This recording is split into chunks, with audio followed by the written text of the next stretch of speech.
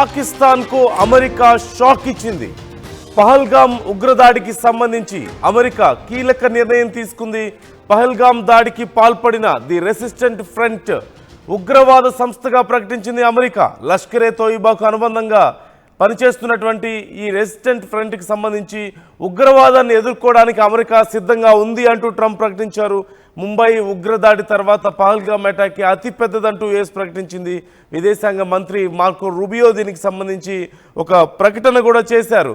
ఇక నుంచి the resistant ఫ్రంట్ని ఉగ్రవాద సంస్థగా అఫీషియల్గా ప్రకటిస్తూ యుఎస్ నిర్ణయం తీసుకుంది.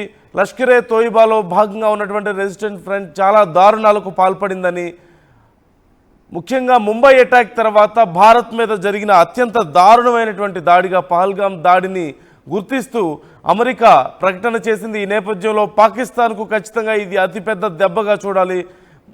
ఆర్టికల్ 370 రద్దయిన తర్వాత ఏర్పడినటువంటి సంస్థ ఇది రెసిస్టెంట్ ఫ్రంట్ లష్కరే తోయిబాకు అనుబంధ సంస్థగా పనిచేస్తుంది.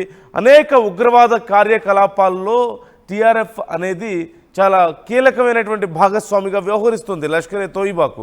ఈ నేపథ్యంలో కేవలం ఇండియాలోనే కాదు, ప్రపంచవ్యాప్తంగా చాలా దేశాల్లో ఉగ్రవాద కార్యకలాపాల్లో టీఆర్ఎఫ్ భాగస్వామ్యం ఉంది అంటూ అమెరికా గుర్తించింది. అఫీషియల్గా టీఆర్ఎఫ్ను ఉగ్రవాద సంస్థగా ప్రకటించింది, నిషేధిత ఉగ్రవాద సంస్థగా ప్రకటించింది. ఈ నేపథ్యంలో ఒక లెటర్ను కూడా రిలీజ్ చేశారు.